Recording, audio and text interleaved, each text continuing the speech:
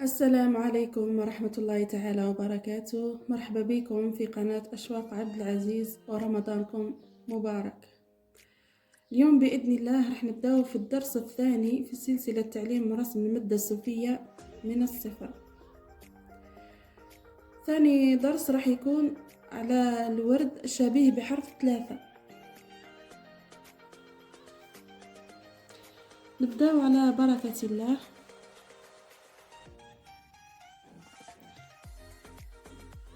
نرسم رقم 3 هكذا،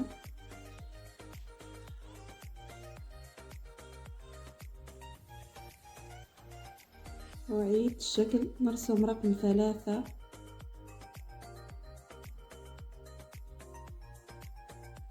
هكذا. نرسم الرقم 3 وننزل القوس هكذا، ونكمل القوس الثاني وكأنهم رايحين يتلاقاو هنا هكذا. وعيد كأننا نكتب في رقم 3، ننزل القوس ونكمل القوس الثاني كأنه قلب مفتوح وكأنه قلب. أعيد رقم 3 عادي، ننزل القوس ونكمل القوس الثاني.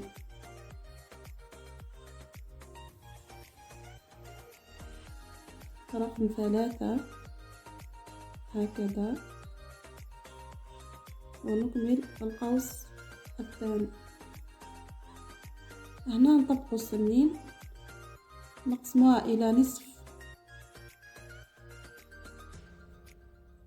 وكأن نخرجه ما بين خطي القوسين، الخط هذاك السنة الأولى، ونكمل الباقي كما وريت لكم في الدرس السابق.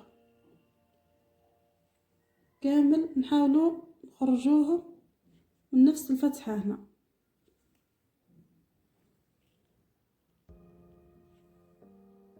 المهم لازم تبقى مسافة ما بين هذا الخط وهذا الخط، هذا السن وهذا السن يتلاقاو إلا في الأخير هنا.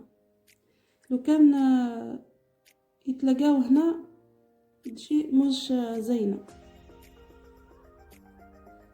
لازم يخرجوا كامل هكذا.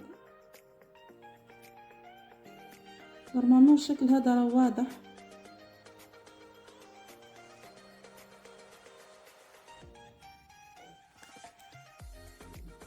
نرسموها في كامل الاتجاهات، نكتب 3 تاعنا عادي هكذا، وننزل بالقوس وبعدين نكمل القوس الثاني.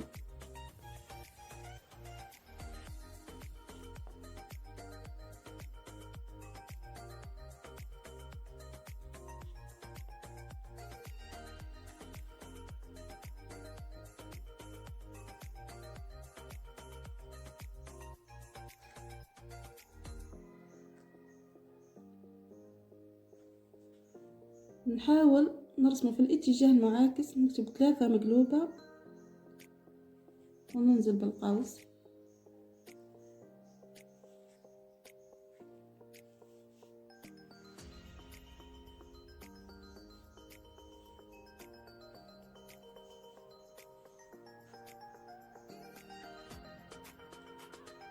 نحاول نرسم الاتجاه الآخر.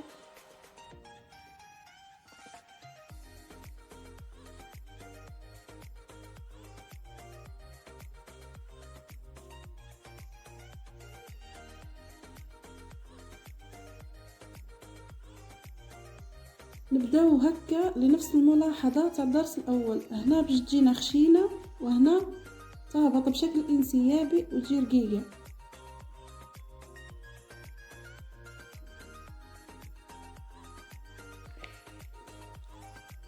بعد ما عرفنا نرسمو ورقة الوردة من الشكل الثاني، شكل 3. الآن نشكل الوردة تاعنا.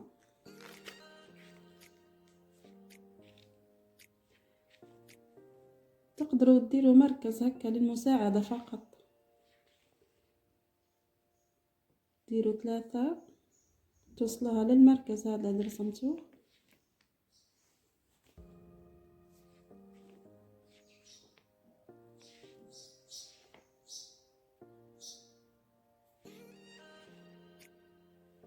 هكذا.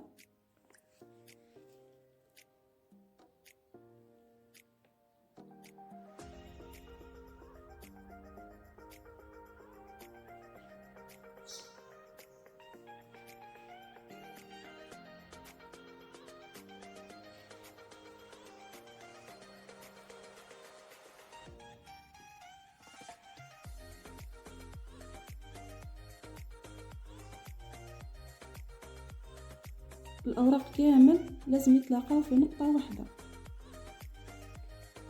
نكمل 3 تاعنا.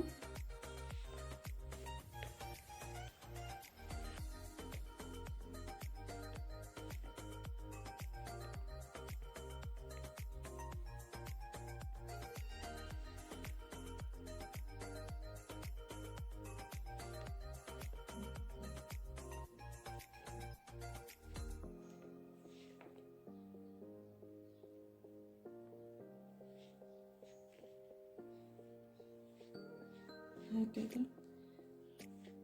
وأخيرا نرسم قلب الورقة هكذا. لو كان القلب ترسموه هو الأول وترسموا فوقه أوراق الورد راح يتغطى كامل، ما يبانش باللي راه فوقها، يبان تحتها ومضمحل هكذا. كما أعطيتكم ملاحظة في الدرس الأول، الورد كامل يجي من 5 أوراق فما فوق، ما يجيش 3 ما يجيش 4، لازم من 5 وطلع. وهنا نورمال ما يكونش هادي قد هادي، لازم مهم تحافظوا على الشكل الدائري هذا برك فقط. نعاودوا وردة أخرى، نخدموا مركز المساعدة، نخدموا 3 تاعنا ونهبطوا القوس.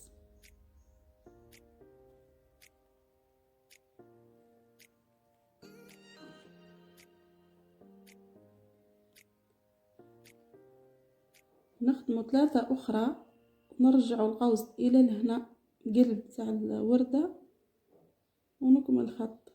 ولازم تكون كاينة مسافة ما بين هذه وهذه. بعض الأوقات جينا بلاصة محصورة يكونوا لاصقين في بعضهم نورمال، بصح تكون بلاصة واحدة برك لاصقة، ما يكونوش كامل لاصقين في بعضهم باش تعطينا شكل جميل. نكمل الوردة.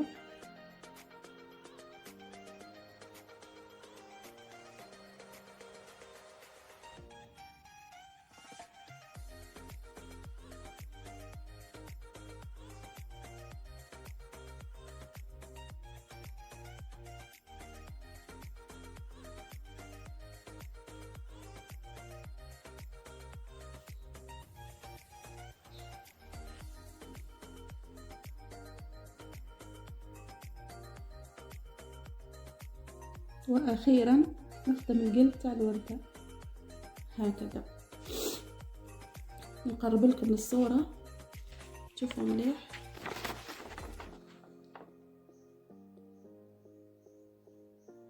كما لاحظتم رسمت الوردة بنفس الطريقة اللي عطيتها لكم الأولى، رسمت 3 كملت القوس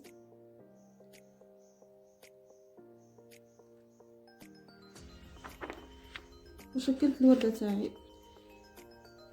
بعد ما تعرفنا على كيفية رسم الوردة، الآن نرسم وردة فوق وردة كما تلاحظون كما وريت لكم في أول درس نرسم بنفس الطريقة في أي وقت، في أي رسمة لقيتوها ترسموا بنفس الطريقة.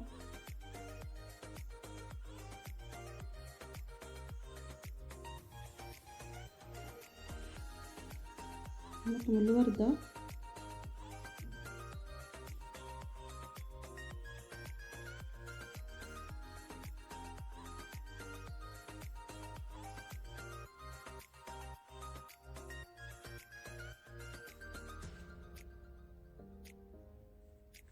كما تلاحظون السنين كامل راهم رايحين للمركز،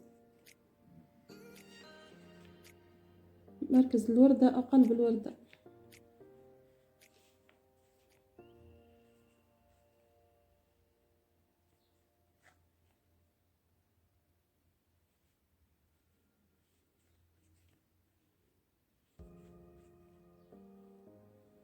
بنفس الطريقة كما رسمنا في الدرس الأول. كي نولو رايحين نرسمو نصف وردة فوق وردة، نأتي فوق ورقة الوردة نرسم قلب هكذا، نرسم قلب الوردة ونخدم الوردة تاعي عادي هكذا.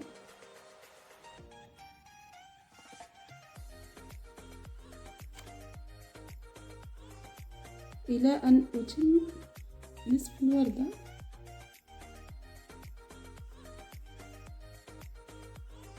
وكامل رايحين للمركز هنا تاع الوردة، كامل السنون هادو كل رايحين لهنا. هاي التعثة تاعي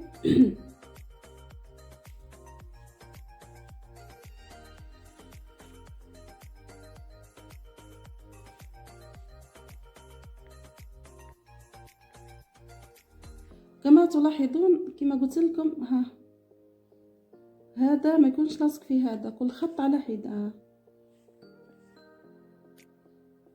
ان شاء الله يكون واضح.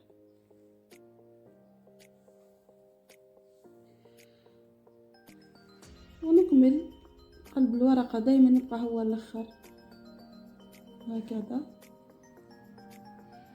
كي نولو رايحين نرسمو وردة فوق وردة، نأتي ما بين ورقتين نرسم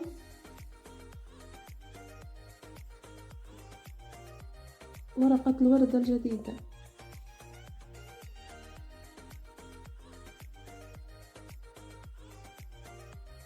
ونكمل باقي الوردة.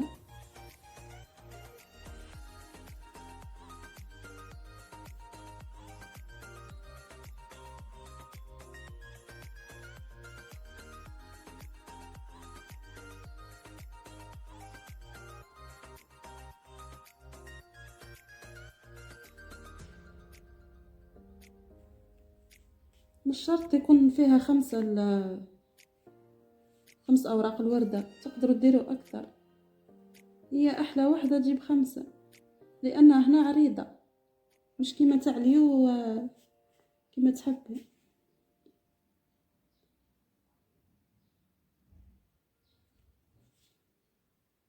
هكذا. ونكمل قلب الورقة وردة هكذا.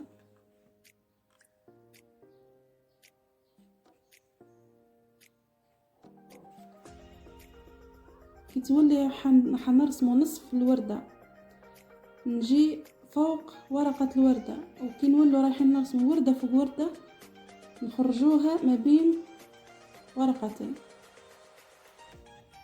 ولازم تكون لاصقة في بعضها، لازم لاصقة. هاهي لاصقة هنا، هاهي متلاصقين هنا متلاصقين منا، وهنا كيف راهم لاصقين هنا. كاين شكل آخر في الوردة هذه اللي تقدري تخرجي 3 أوراق مثلا ما بين ورقتين. أكيد تخدمي ورقة تاعك هنا هكا،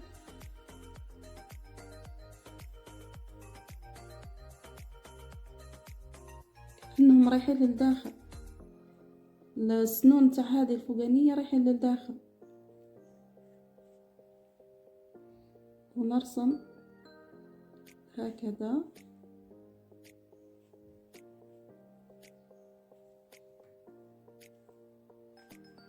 ونزيد أخرى هنا فوقهم هكذا.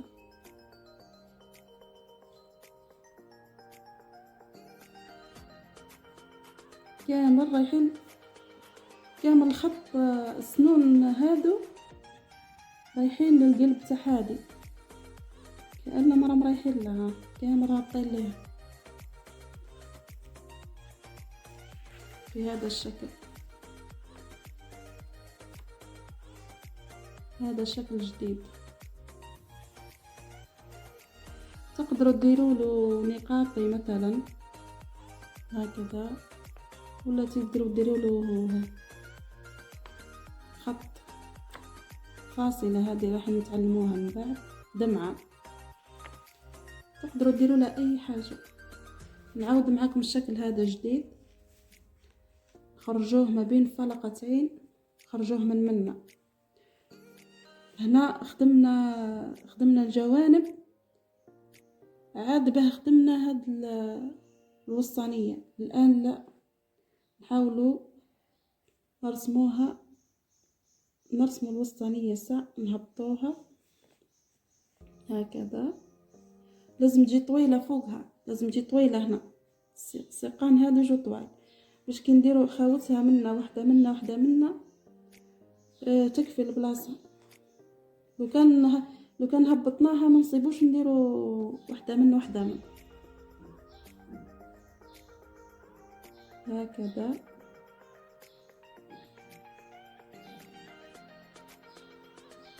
كأننا رايحين ننزلوها للقلب تحادي. هنا خدمنا الأخيرة كامل يتلقاو هنا ما بين الفلقتين. ان شاء الله تعود واضحة. ونخدم السنون تاعنا كامل رايحين لقلب الوردة اللي خرجنا منها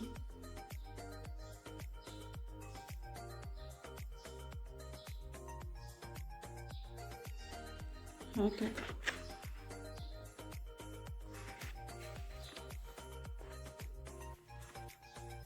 كما قلت لكم تقدروا ديروا هكذا تاني، كأنها فاصلة في وسطهم.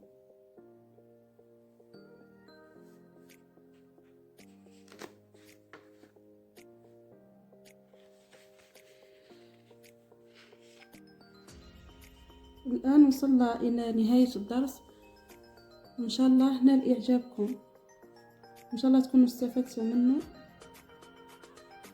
إلى اللقاء وإلى درس مقبل.